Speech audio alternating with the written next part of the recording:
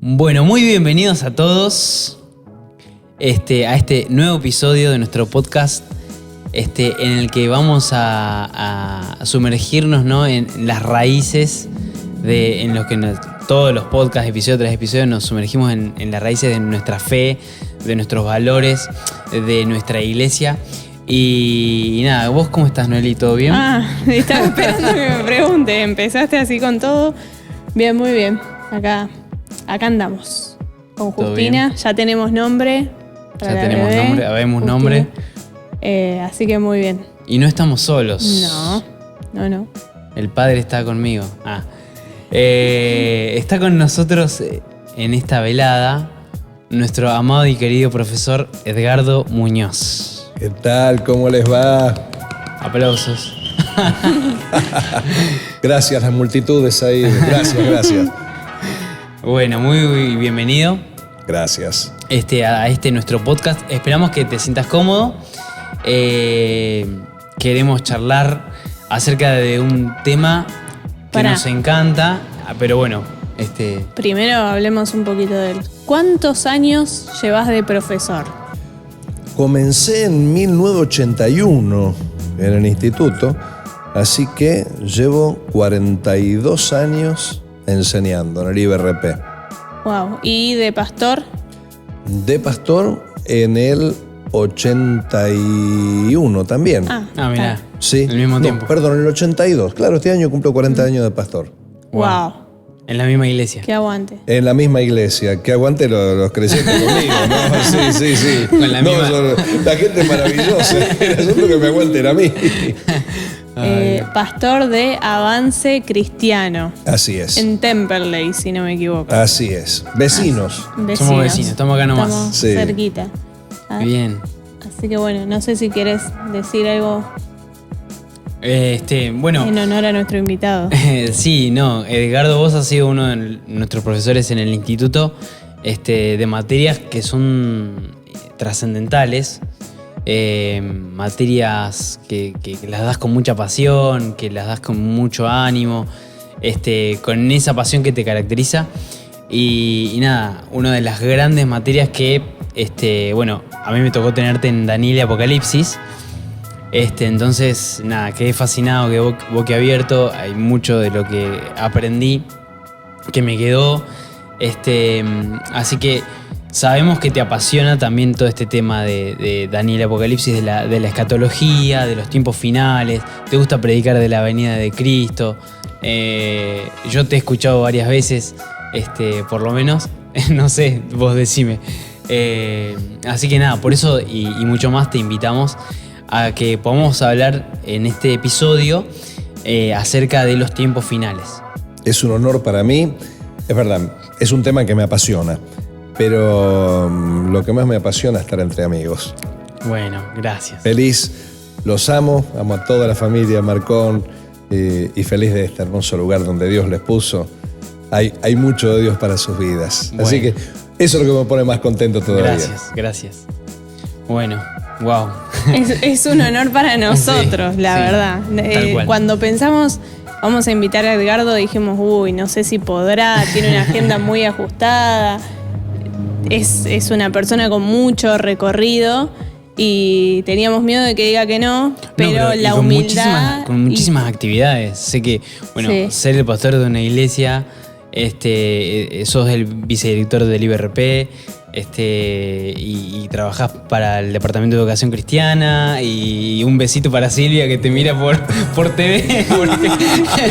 O sea, ¿qué momento haces todo? Bueno, así que nada, para nosotros es un honor que estés con nosotros acá en esta noche. El honor es mío. Bien, ahí pasó el camioncito. Por si se escucha. Bien. Bueno, para ya entrar en tema, estamos en nuestro 9º episodio de nuestro podcast Sí. Hasta la Raíz.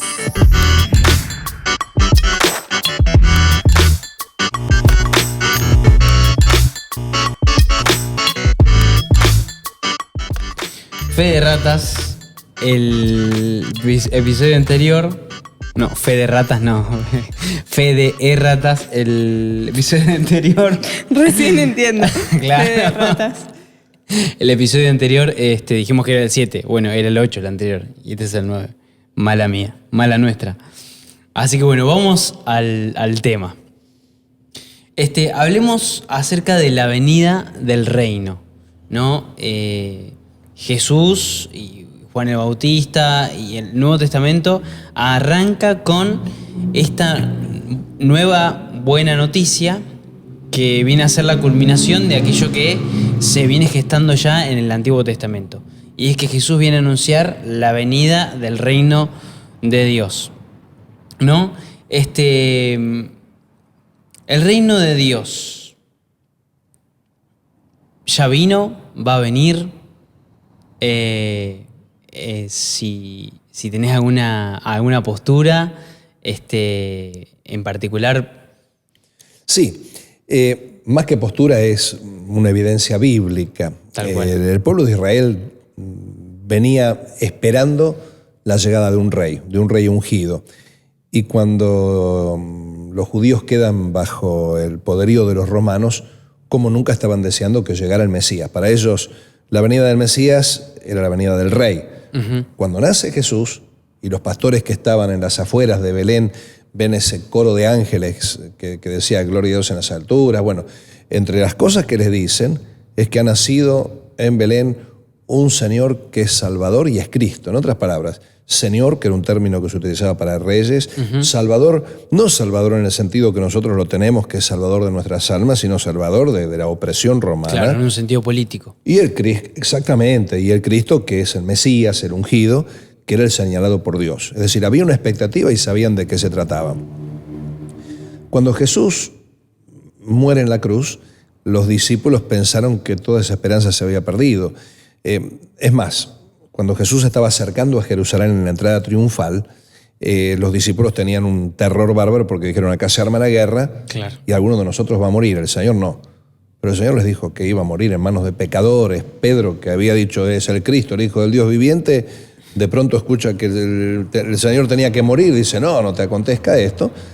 Tenían miedo. Entonces el Señor les cuenta la famosa parábola de las 10 minas, uh-huh, en la que dice un hombre noble se fue a un país lejano a recibir un reino y volver. Entre tanto repartió 10 minas, pero sus conciudadanos le decían, enviaron tras él una embajada diciendo no queremos que este reine sobre nosotros, etcétera, etcétera. El asunto que el Señor volvió ya en calidad de rey y ahí le dio cada uno su merecido, ¿no? El que claro, trabajó esa moneda, que era aproximadamente unos 3 meses de sueldo, una mina, y se multiplicó. Otro que se multiplicó pero en grado menor, y otro que le dijo, acá tienes lo que es tuyo, uh-huh, yo cuidé mi pellejo, nada más. Claro. Esa parábola que Jesús cuenta tiene una base histórica. Antípater, que era el padre de los Herodes, cuando Judea es considerado provincia romana, Antípater viaja a Roma para convencer al César de que él era un buen rey en nombre de Roma, como para representar Roma. Claro. Él era idumeo, pero casada con una descendiente de los macabeos, judía, así que quería ganarse el favor de los judíos. Claro. El tema es que en Roma lo coronan como rey, pero él tarda unos cuantos meses en regresar a Jerusalén. Los viajes no eran en avión, eran claro, en barco y en varias escalas, diferentes barcos y después por tierra. Entonces la pregunta que uno se hace ¿es rey desde el momento que lo coronan en Roma o es rey desde el momento que se sienta en el trono en Jerusalén? Es rey cuando lo coronan. Exacto. Pero manifiesta su reinado o ejerce su reinado cuando se sienta en el trono en Jerusalén. ¿Por qué Jesús contó esa historia? Porque los discípulos, sabiendo que se acercaba el día que iban a ir a Jerusalén, estaban aterrorizados porque dijeron, acá el Señor viene a reinar. Y el Señor les estaba anticipando cómo iban a ser las cosas. Que cuando Él resucitara, sería nombrado rey. Por eso Él, cuando resucita, les dice, toda potestad me es dada en el cielo y en la tierra, pero que su reinado se manifestaría a su regreso. Por eso cuando Jesús estaba por ascender, los discípulos le dicen, vas a restaurar el reino, vas a venir como rey. Y Jesús les dice, ¿qué les importa a ustedes? Sí. No os toca saber a vosotros los tiempos y las razones que el Padre tiene en su sola potestad, pero recibiréis poder. Bueno, después que los comisiona, les dice, miren, ¿a ustedes no les interesa saber cuándo voy a restaurar el reino? lo que les debe interesar es ser llenos del Espíritu Santo para predicar este evangelio. ¿Por qué un día voy a volver? En realidad no les dijo eso, pero cuando ascendió a los cielos, los discípulos se quedaron mirando a los cielos, y ahí es cuando unos ángeles le dicen: varones galileos, que os quedáis mirando al cielo. ¿Hasta cuándo se van a quedar mirando el cielo? Sí, Sí. Este Jesús que subió, así mismo va a regresar. Entonces nosotros creemos que Cristo un día va a regresar para reinar. Entonces nosotros ya nos comportamos con Él como rey. Él es rey, pero no manifestó, no está ejerciendo su reinado político hasta que no venga en la famosa batalla de Armagedón, en la que doblegue a todas las naciones. Claro. Sería algo así como un ya, pero todavía no. Así. Exactamente. Está. Para nosotros está porque vivimos Porque reina en nuestros bajo corazones. este rey. Claro. Porque nos dice la Biblia que fuimos trasladados del reino de las tinieblas al reino del amado Hijo. Entonces nosotros estamos bajo el reinado de Jesús. Pero el mundo todavía no. Pero llegará el día en que toda rodilla se doblará y toda lengua confesará que Jesucristo es el Señor. Ese es el día del reino, donde el reino estará en la tierra. Por eso, en el Padre Nuestro, Jesús nos enseñó a clamar: venga a nosotros tu reino. Y Apocalipsis termina diciendo, y el Espíritu dice: ven, y la esposa dice: ven, amén, ven Señor Jesús. Exacto. Tal cual. Sí, me acuerdo que hay un libro que tiene C.S. Lewis, Mero Cristianismo, que él habla de la invasión, ¿no? Como que, bueno, él vivió el contexto de la Segunda Guerra Mundial, ¿no? Entonces, ¿qué pasa con esas personas que aún están bajo el dominio de un tirano, pero están siendo fieles a su patria, a su presidente, a la soberanía, a la nación, etc.? Y cuando venga el momento, cuando lleguen las tropas, cuando llegue el verdadero rey, entonces ahí va a cobrar sentido toda esa fidelidad. Y no es que, ay, bueno, ahora que va ganando el reino de Dios, me paso. Como que eso es una actitud muy, así como cobarde, ¿no? Sí, y hay un ejemplo bíblico de eso. Rahab, la ramera. Sí, tal cual. Ella estaba en Jericó y ella de pronto empieza a vivir como si fuera súbdita Ajá. de Israel. Es verdad, nunca lo había pensado eso. Sí. Y es nombrada en Hebreos, ¿no? Por la fe, Rahab, Claro. tuvo a los Sí, espías. es una y de todo. las antecesoras de Jesús también. Sí, justamente la madre de vos. La madre de vos. Muy bueno. Tenemos, o la Biblia nos habla de distintos sucesos antes de esta venida o manifestación del reino. Gracias, Gracias. Kyle. El Noelio. El Noelio. Las damas necesitan mayor confort. Así que te quería preguntar cuáles son esas etapas o esos sucesos que se encadenan, digamos, antes de la manifestación total del reino. Bien, es una buena pregunta porque a veces hay un poco de confusión en cuanto a esto.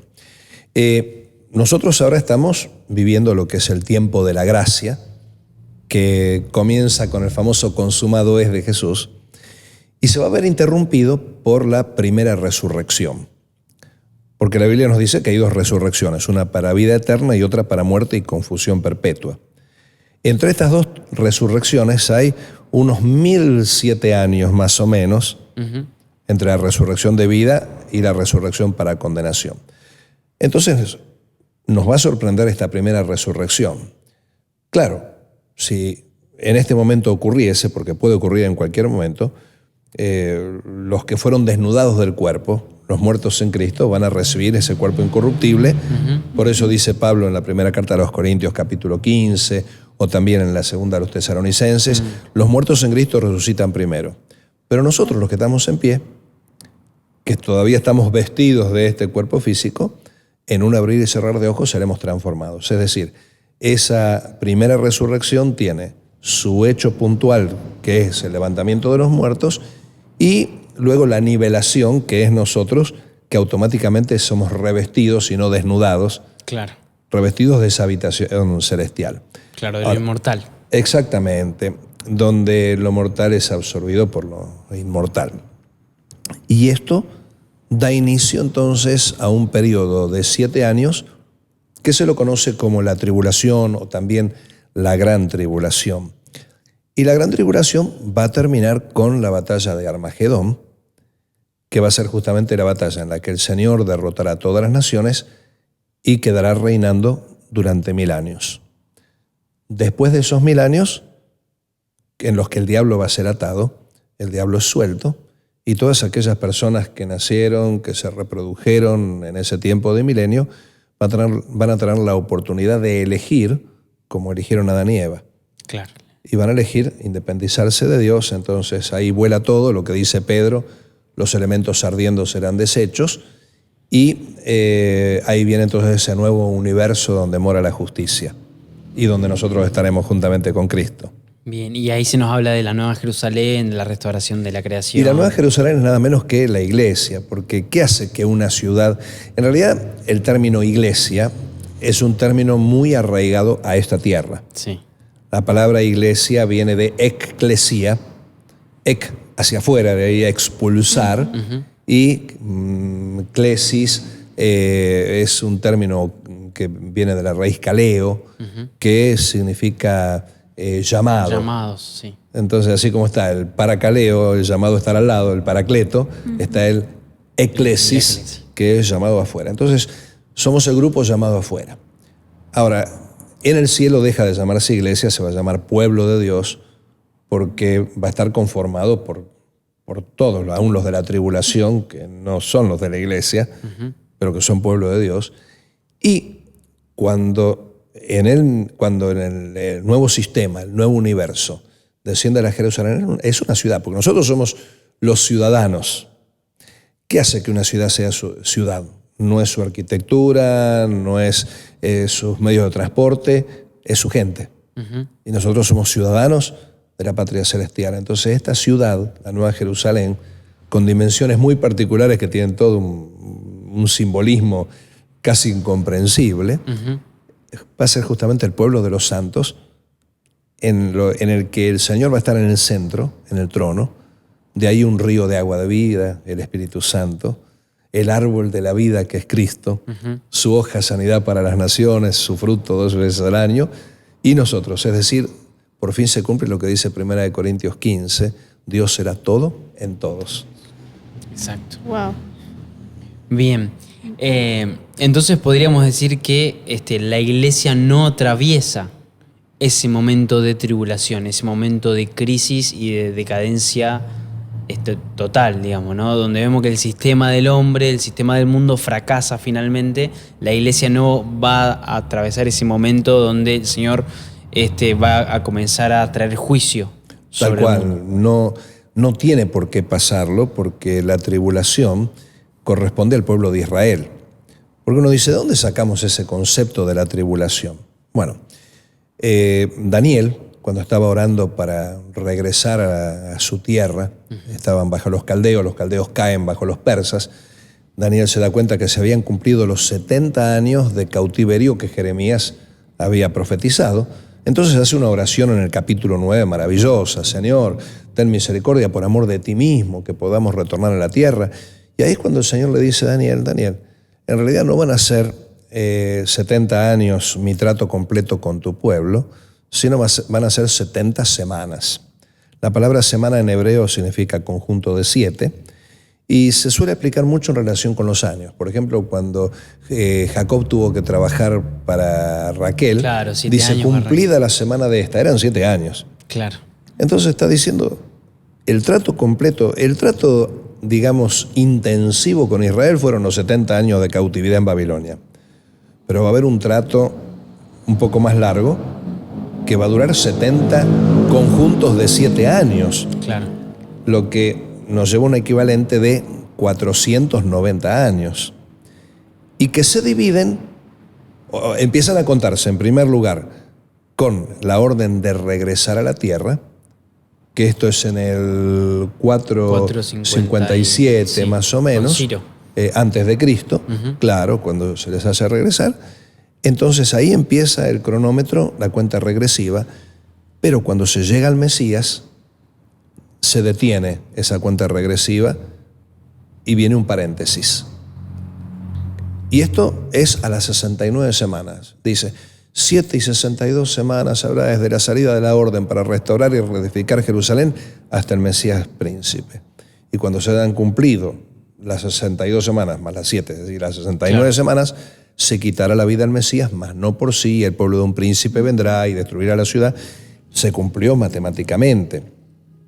Cuando uno hace el cálculo del 457 antes de Cristo al 30 después de Cristo, llegamos aproximadamente al 33, por ahí, llegamos justo al momento en el que Jesús comienza su ministerio, y a los 3 años el Señor entrega su vida, se le es quitada la vida, Claro. no es suicida, sino que le es quitada la vida. Claro, no por mano de sí. Y unos 40 años después viene Tito y destruye la ciudad, tal cual como se había dicho. Y después dice, y por otra semana un príncipe hará un pacto con muchos, a la mitad de la semana quebrará el pacto, Ajá. y será el fin con inundación, etcétera, etcétera. ¿Y por qué decimos que hay un paréntesis? Porque en Romanos capítulo 11, Pablo dice, Dios no desechó a Israel, sino que ahora Israel aconteció endurecimiento en parte hasta que haya entrado la plenitud de los gentiles. Luego, todo Israel será salvo.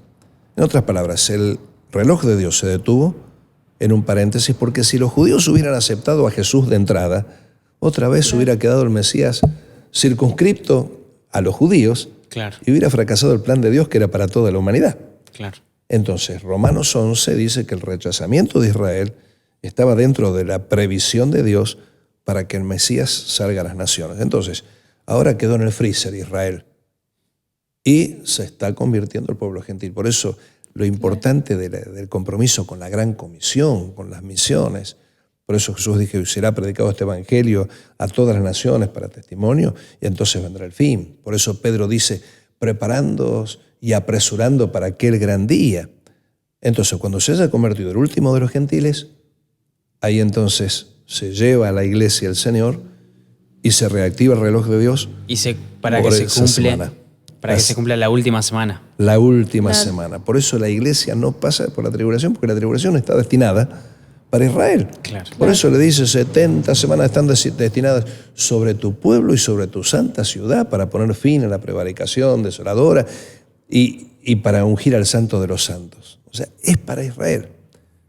Ahora, ¿qué pasa? Algunos interpretan que la iglesia pasa por la tribulación porque van a convertirse personas en la tribulación. Claro. Está la multitud de ropas blancas, Claro, sí. que son los que salieron de la gran tribulación. Sí. Están los 144.000 Que son los que van a estar pueblos de Israel. activos, pero no son la iglesia. Y es interesante que después del capítulo 4 de Apocalipsis se deja de utilizar el término iglesia. Y son en la tierra los santos, los mártires, los que van sufriendo y muriendo para unirse después. Y qué interesante que en Apocalipsis capítulo 4, cuando se ve el trono y alrededor 24 tronos que representan a la iglesia, de pronto cuando se llega al capítulo 7, se ve que la multitud de ropas blancas está delante del trono, es decir, entre la iglesia y el trono Claro. está, y dice, y Dios extenderá su tabernáculo sobre ellos, como en los matrimonios hebreos, donde el esposo extiende el manto sobre la esposa, como diciendo, ambos estamos sobre la ley, y dice, ya no caerá más el sol sobre ellos, etcétera, etcétera. O sea, los que salen de la tribulación son parte del pueblo de Dios, pero no son la iglesia, porque la iglesia es para este tiempo y para predicar el evangelio. Wow. Me parece muy importante dejar esto en claro porque a veces se asusta mucho a la iglesia con este tema de la tribulación o la no tribulación. Hay toda como una cosa de asustar, de dar miedo, como tener cuidado que si no te arrepentís ahora, después vas a tener que pasar por la tribulación y hay mucho desconocimiento también, por supuesto, y se mezclan las cosas de las que se habla en la Biblia y bueno, lastimamos mucho. Se mete mucho miedo con el tema de la Sí. ciudadanía. Arreglar las cuentas, mirá si ahora viene el Señor, te quedás. La salvación es por gracia. Si ahora viniera el Señor, todavía no hemos sido del todo perfeccionados y con algo vamos a ir y lo tendremos que aprender allá. la motivación de nuestra santidad no es el miedo de quedarse.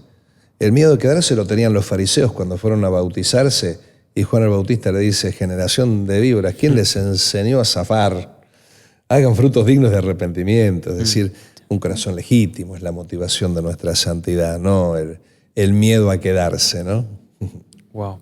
Sí, es importante que lo tengamos en cuenta. Luego vamos a retomar esto a modo de conclusión. Bien, se habla de este tiempo de tribulación y tratamiento para Israel, donde se van a levantar naciones contra Israel.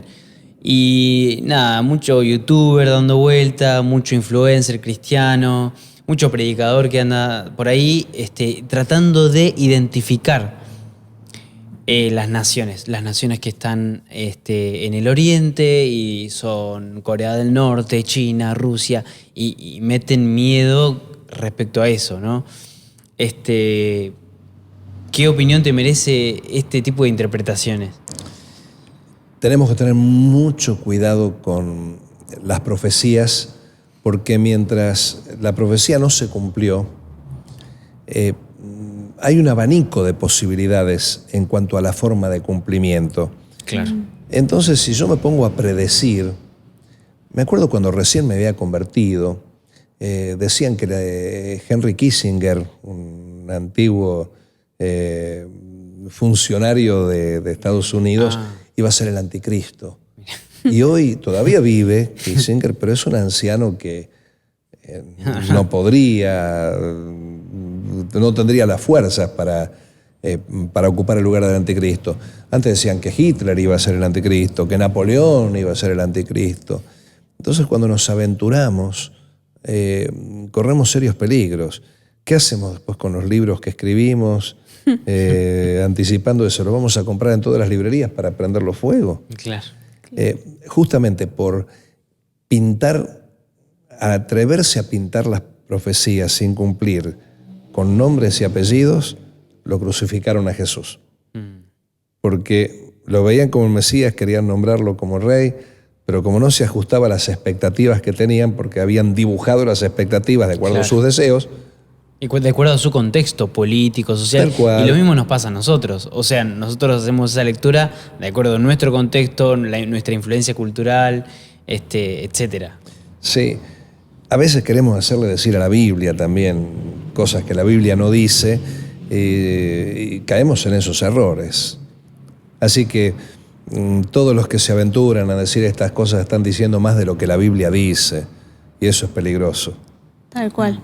Me hace acordar a cuando se dice que las piedras que usó David son los ministerios y claro, bueno, las 5 piedritas que usó David para matar a Goliat. Sí. Son los 5 y empezamos a buscarle un significado a cada elemento que aparece en cada relato bíblico, o en las parábolas también pasa, que el anillo significaba esto, y le empezamos a meter y meter. ¿Con qué fin?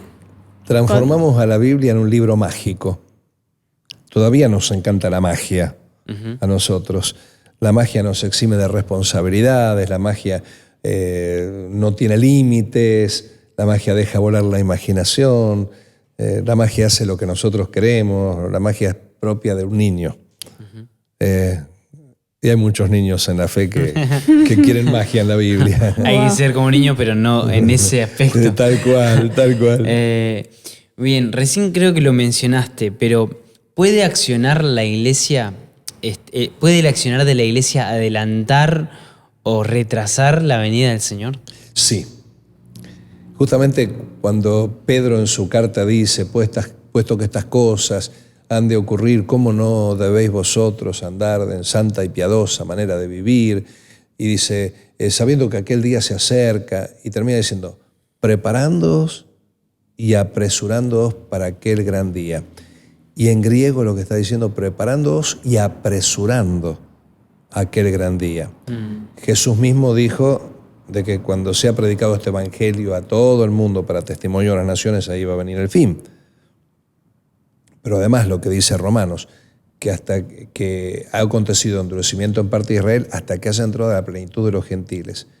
Quiere decir que nosotros podemos acelerar los tiempos en la medida que cumplimos con la gran comisión. Claro. Por supuesto, esto no significa que podamos predecir el día, porque el día y la hora nadie lo sabe, pero sí está en nosotros el poder acelerar esos tiempos. Ahora no los podemos acelerar solo orando, Claro. predicando.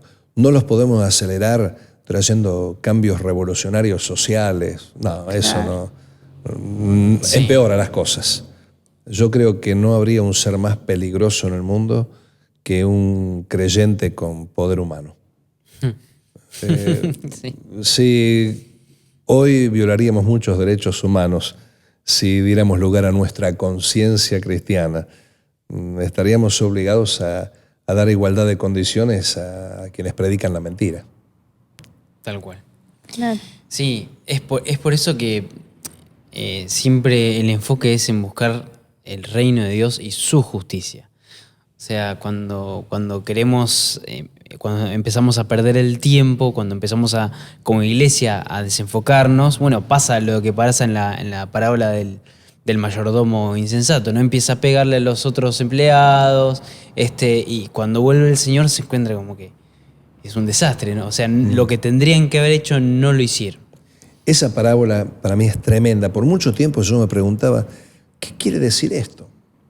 Porque está en Mateo 24, después de hablar del tiempo del fin, y dice, ¿quién de vosotros es ese siervo fiel y prudente al cual el Señor pone sobre su casa, sobre sus bienes le pondrá para dar la comida a su tiempo? Pero si aquel mal siervo dijere, mi Señor se tarda en venir, y comienza a comer y beber con los borrachos y maltratar a los consiervos, vendrá el Señor el día que éste no sabe. Y uno dice, ¿a qué apunta? Una verdad, un principio. Cuando la iglesia se concentra en la demora del Señor, se compromete con su bienestar. Ahora, cuando la iglesia se concentra en la pronta venida del Señor, la iglesia empieza a comprometerse con su misión. Entonces, si yo digo, Cristo viene pronto, no voy a perder el tiempo, voy a predicar.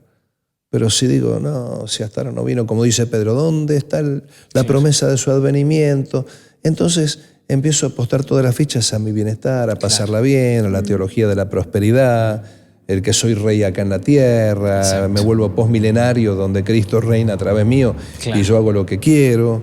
Claro, bueno, como practica la Iglesia Católica también. El postmilenialismo típico del catolicismo, donde Cristo reina a través de la persona del Papa. Pero cuidado que dentro de los evangélicos hay muchos que se están inclinando al postmilenialismo porque dicen, no, nosotros somos los que establecemos el reino con cambios políticos. Y yo creo que son falsas ilusiones producto de que se están convirtiendo un poco más de personas, pero todavía apenas llegamos a un 15% de creyentes. Esas personas que dicen, no, ya Cristo está reinando y somos los reyes. Yo quisiera verlos predicar lo mismo en Corea del Norte. Claro. A ver si lo hacen bravuconeando como lo hacen acá. Muy, muy interesante. Creo que es para un episodio entero el tema del cristiano y la política. Pero para la próxima temporada. No me llamen a mí, me van a apedrear. Pero es importante recalcar esto de cuál es la correcta postura si entendemos qué es esto de la venida del reino.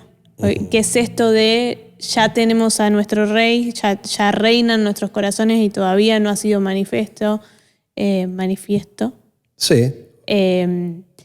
Nos ayuda a enfocarnos un poquito más, si no, por ahí perdemos tiempo. Yo siempre le digo a Nico, a veces queremos que no, tal presidente, tal otro. No, ninguno va a cambiar la situación del país. Lo único que va a cambiar a la gente es Cristo.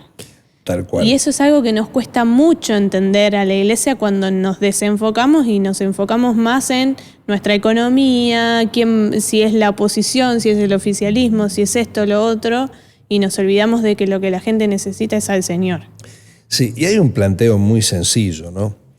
Yo, pastor, no logro que en mi congregación todo el mundo marche como yo quisiera. que el hermanito se pelea con el otro hermanito, que el otro todavía está mandándose algunas macanas, que el otro todavía no creyó lo suficiente, que el otro le entra la palabra por un oído, le sale por el otro. Entonces, si yo, con personas convertidas, transformadas por el Señor, no logro homogeneidad y todo lo que quisiera, ¿qué podría hacer como presidente en un país donde hay un montón de gente que no quiere creer en Dios, que tiene un montón de religiones? Claro. Voy a meter la pata. Sí, no hay alternativa. No hay alternativa.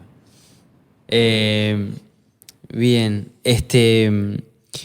por ahí un tema que hay como mucho que suele surgir cada tanto es el tema de la marca de la bestia, el 666, que en su momento fue la tarjeta de crédito, el código de barra, la tarjeta SUBE, la vacuna del COVID, y no sé cuántas más va a haber, vamos a seguir teniendo. Hay todo como una especie de paranoia. De paranoia. Hoy no nos vayan a meter la marca del 666 como si la pertenecer a un reino o al otro dependiera de algo que nosotros tenemos que usar para el comercio, para la vida cotidiana, ahora, antes de la tribulación. No sé qué pensás al respecto de... Sí, sin duda, el anticristo se va a valer de toda la tecnología habida y por haber. Y probablemente muchos elementos que actualmente utilizamos en tecnología sean la base de lo que el anticristo utilice para gobernar. Seguro. Ahora, eso no quiere decir que yo no pueda utilizar esa tecnología hoy. Porque en ese caso, si el anticristo va a engañar a las naciones con sus palabras, entonces yo tendría que dejar de hablar, porque utiliza palabras, yo no voy a usar palabras. Claro. ¿Hasta qué punto? Es más, cuando se escribe Apocalipsis la gente no tenía números. Y desde hace fácilmente un siglo o más de un siglo, en Argentina por lo menos tenemos documento con número. Uh-huh. Y somos un número para cualquier lugar donde vayamos. Y cuando entramos a migraciones de cualquier país más o menos adelantado, o cuando alguien llega a la Argentina y pasa por migraciones, tienen que leer sus huellas digitales, su mano derecha o izquierda, su rostro, que no es un rostro, sino son coordenadas. Sí. Los datos biométricos. Se transforman en un número, y ahí está la mano y la frente, ¿no? ¿Quiere decir que yo no tengo que enrolarme, tengo que desaparecer? No. El tema no está en qué elementos va a utilizar el anticristo para que yo no los use. El tema está en las condiciones que el anticristo propondrá para valerse de estos elementos. Llegará el día en que el que se quiere enrolar para recibir beneficios tendrá que adorar al anticristo. Claro. Pero no nos tenemos que preocupar porque el Señor nos va a llevar. Claro, algunos dicen, no, la iglesia va a pasar por la tribulación. No tiene sentido. Claro. Que vamos a sufrir tribulaciones por servir al Señor. Claro, el que quiere vivir piadosamente sufrirá tribulación. Pero la Biblia es muy clara y el libro de Apocalipsis tiene una cronología tan bien afinada que es imposible pensar que la iglesia pase por la tribulación. Así que nadie se preocupe por eso, pueden vacunarse con el COVID, si no tienen reacciones adversas y todo lo que quieran. Sí, hace poquito me llamó mi abuela. Hay un nuevo brote, tienen que vacunarse de vuelta, fíjate las noticias, no sé qué. Sí, abuela, ya te voy a hacer caso, ya voy a sacar turno. Bien. Entonces quedamos en que el mensaje central del Apocalipsis es esta revelación. El mensaje central de este libro es la revelación de Jesús. Creo que muchas veces se pierde el foco en esto. Una frase que vos dijiste en clase era, el Apocalipsis tiene mucho más para revelarnos acerca de Cristo, mucho más, que eso es mucho más importante que los acontecimientos finales. Tal cual. El libro de Apocalipsis, si bien habla de eventos futuros, no es un libro de futurología, es un libro de cristología. Porque cuando Juan, después de de ver las bodas del Cordero, se postra a los pies del ángel para adorarlo, el ángel dice, mira, no lo hagas, yo soy consiervo tuyo, adora a Dios porque el testimonio de Jesús es el espíritu de la profecía. Y uno dice, ¿qué es todo eso? Bueno, hablándolo, otra versión lo diría que el propósito del libro de Apocalipsis es dar testimonio de Jesús.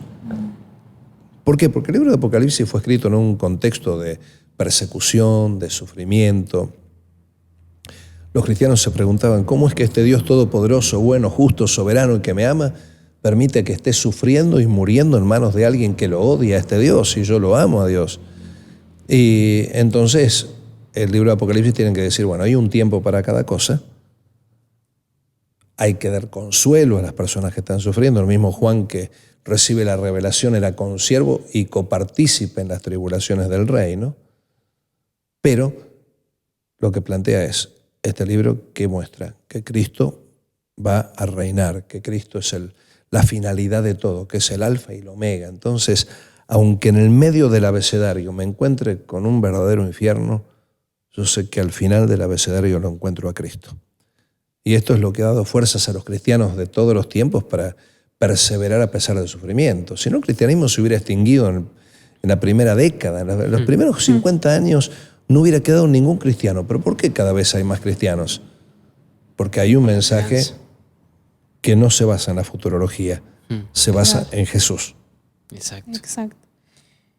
No me olvido más, no sé de dónde lo saqué, pero recuerdo que cuando veía esta materia, algo que me quedó muy grabado en la cabeza y en el corazón es que la segunda venida es el cumplimiento final de esa promesa que ya tenemos. El Señor primero prometió venir una vez y después promete venir por una segunda vez ya para estar para siempre con Él. Entonces, a veces se ve a la segunda venida, como decíamos hace un rato, con esta actitud de miedo, de imponer castigo, de Dios te va a esto, Dios te va a lo otro. Y si entendiéramos que en realidad no es más que cumplimiento de la promesa del Señor, viviríamos más tranquilos. Tal cual, y con la esperanza de la venida de Cristo, no el miedo. Claro. Cuidado que Cristo viene pronto. Al contrario, cobra aliento que Cristo viene pronto.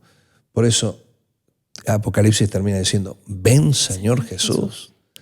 Y Jesús enseña en el Padre Nuestro, venga tu reino. Así que cuando uno ve las profecías de los tiempos finales, uno no puede dejar de verlo a Cristo, pero encima uno se llena de aliento porque se da cuenta que Cristo le da sentido a todo, aún a los sufrimientos. Tal cual.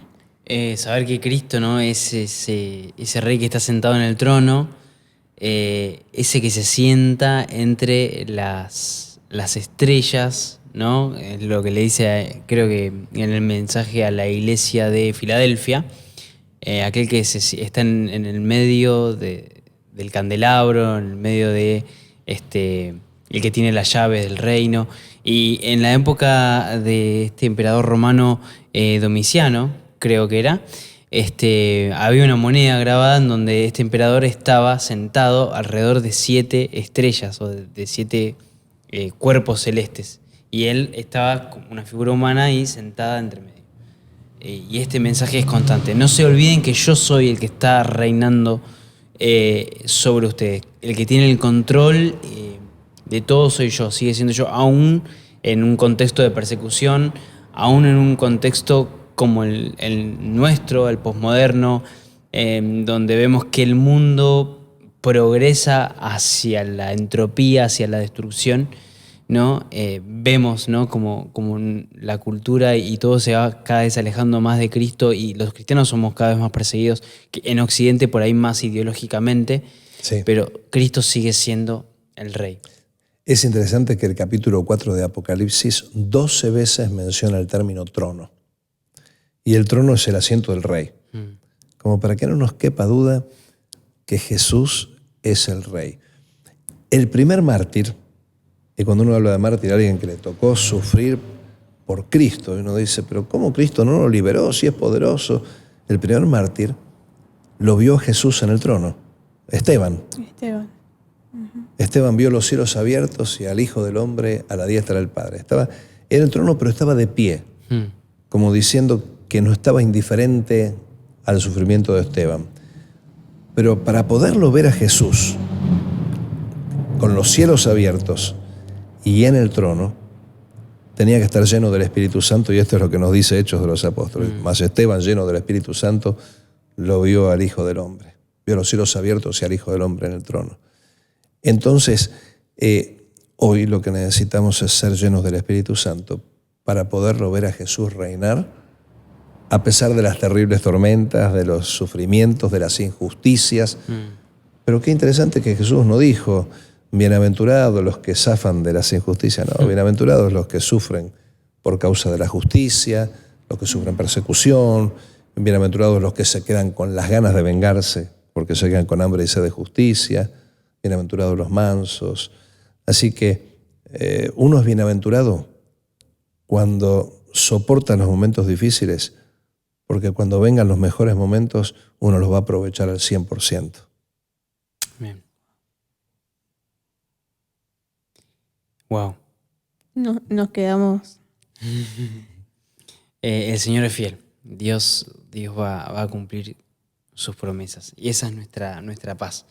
Y no tenemos una mirada escapista de la realidad como iglesia.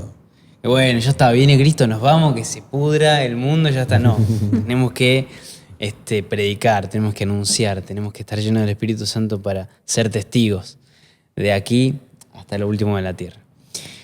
Si tuvieras que dar como un mensaje cierre sobre cuál es la actitud que tiene que tener la iglesia con respecto a todo esto que hablamos, los eventos finales, la verdad del Apocalipsis, que es lo que nos muestra a Cristo, esta actitud con respecto a lo que pasa en nuestro mundo hoy.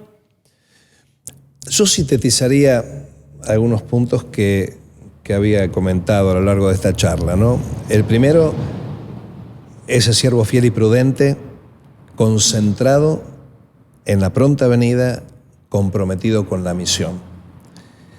Y lo otro que repetiría, lo que Pedro dice: siendo que estas cosas van a acontecer, ¿cómo no debéis vosotros andar en santa y piadosa manera de vivir, preparándoos y apresurándoos? En otras palabras, el Señor viene pronto y necesitamos ver la pronta venida del Señor para apresurarnos en nuestra predicación, pero al mismo tiempo viviendo santa y piadosamente. Así que tengo que ser santo, vivir en integridad. Tengo que ser piadoso, es decir, tengo que practicar el amor, la caridad a los demás. Y la máxima acción de caridad es predicar el Evangelio. Si yo amo a las personas, voy a predicar el Evangelio. Porque si Dios amó a la humanidad dando a su Hijo, yo tengo que amar a la humanidad como Dios la ama, predicando el Evangelio de su Hijo. Así que mi consejo final sería ese. Sería comprometernos con la gran comisión, viviendo en santidad y viviendo la piedad. Excelente, muchas gracias, Edgardo. Un placer ha sido para mí. Muy bueno. Muy bueno. Siento que volví a las aulas del instituto por un rato. Muy bueno. Bueno, amigos, esto ha sido todo por este episodio.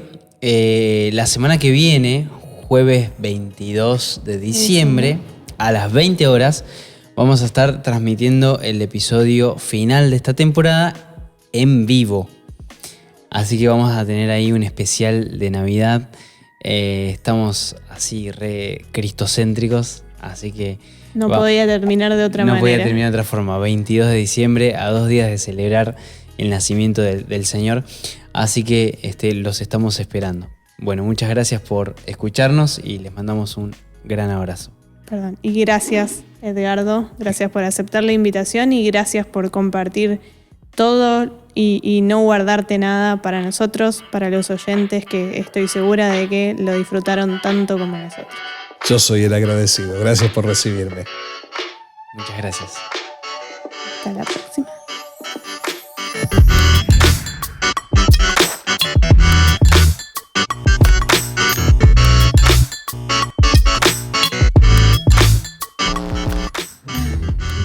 ¿Está bien? ¿Salimos bien? No sale muy fría. Ya sé, el que sabe. No tenés ni idea. ¿Estamos bien? Siempre hablamos pavadas al principio como para... Romper el hielo. Sí. Claro. Y después... Igual ya venimos hablando Sí. así. Hace años que hablan pavadas. Todos los días. Es algo natural, digamos. Todos los días. Ay, Dios. Hablando pavadas con Edgardo, mirá. ¿Quién diría? Mirá hasta dónde nos ha traído el Señor. Ay, me duele la cintura. Mm, Justina está pateando.